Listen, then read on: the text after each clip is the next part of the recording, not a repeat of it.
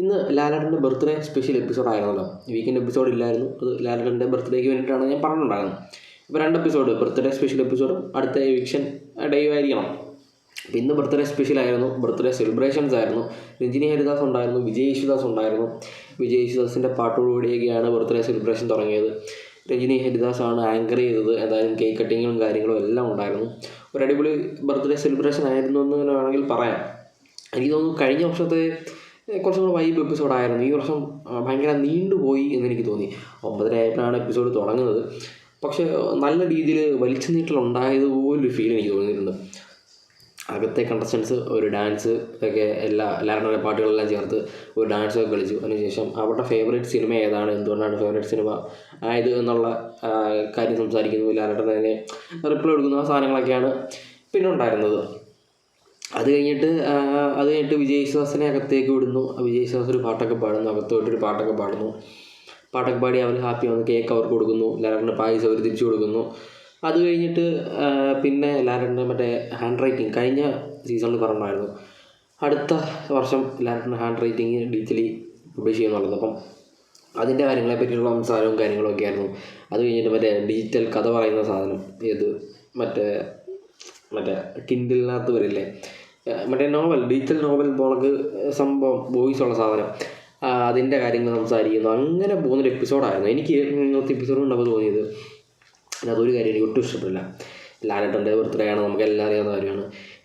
ഈ ഫാൻസിലെ പിള്ളേരിടുന്ന പോലെ കുറേ ടീഷർട്ടൊക്കെ എന്തിനാണ് ഈ കണ്ടസ്റ്റൻസിന് കൊടുക്കുന്നത്?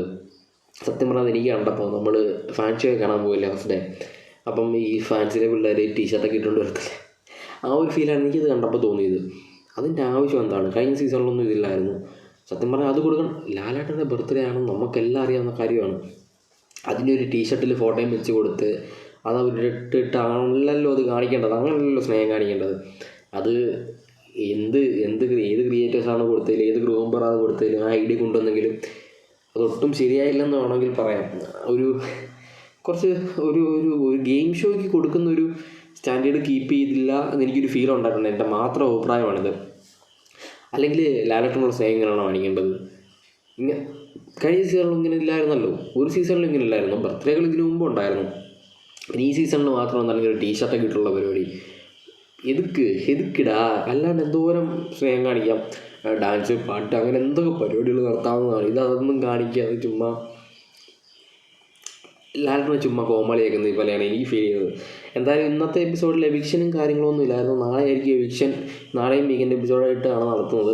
കാരണം 13 പേര് ഇപ്പോൾ അകത്തുണ്ട്.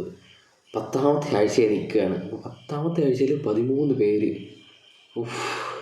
7 ദിവസം, ഇനി 30 ദിവസം കൂടെ ഉള്ളൂ. ഈ 13ാമത്തെ ഇറക്കി വേണ്ടേ? ഒരു ഡബിൾ എവിക്ഷൻ അല്ലെങ്കിൽ ഒരു ട്രിപ്പിൾ എവിക്ഷൻ എങ്കിലും നടക്കണം എന്നാണ് എനിക്ക് തോന്നുന്നത്. അപ്സര ഔട്ടായി എന്നൊക്കെ പറഞ്ഞിട്ട് ഇങ്ങനെ കുറേ പോസ്റ്റുകൾ നടക്കുന്നുണ്ട്. അതിനകത്ത് എന്ത് സത്യാവസ്ഥ എന്താണെന്നൊന്നും അറിയില്ല. എവിക്ഷൻ ഇന്നായിരിക്കണമല്ലോ അതിൻ്റെ ഷൂട്ട്, അതായത് എവിക്ഷൻ എപ്പിസോഡിൻ്റെ ഷൂട്ട് കാണുന്നത്. അപ്പോൾ അതെന്താണ് അതിൻ്റെ കൃത്യമായിട്ടുള്ള കാര്യങ്ങളെ പറ്റിയിട്ട് നമുക്കറിയില്ല. മേ ബി അപ്സര ഔട്ടാവുമെന്ന് എനിക്ക് തോന്നുന്നില്ല. റസ്മിൻ ഔട്ടായാലും അപ്സര ഔട്ടാവാനുള്ള ചാൻസ് വളരെ കുറവാണ്. എന്തായാലും നമുക്ക് നാളെ അത് വെയിറ്റ് ചെയ്യാം. ഇന്നത്തെ എപ്പിസോഡിൽ ഹാപ്പി ബർത്ത്ഡേ ലാലേട്ടനായിരുന്നു. എന്തായാലും ബോറിംഗ് ഇല്ലാതെ കാണാൻ പറ്റുന്ന കുഴപ്പമില്ലാത്തൊരു എപ്പിസോഡ്, അത്രേ ഉള്ളൂ. അല്ലാണ്ട് വലിയ ഗംഭീര എപ്പിസോഡായിട്ടൊന്നും എനിക്ക് ഫീൽ ചെയ്തില്ല. അപ്പോൾ ഇത്രേ ഉള്ളായിരുന്നു ഇന്നത്തെ എപ്പിസോഡ്.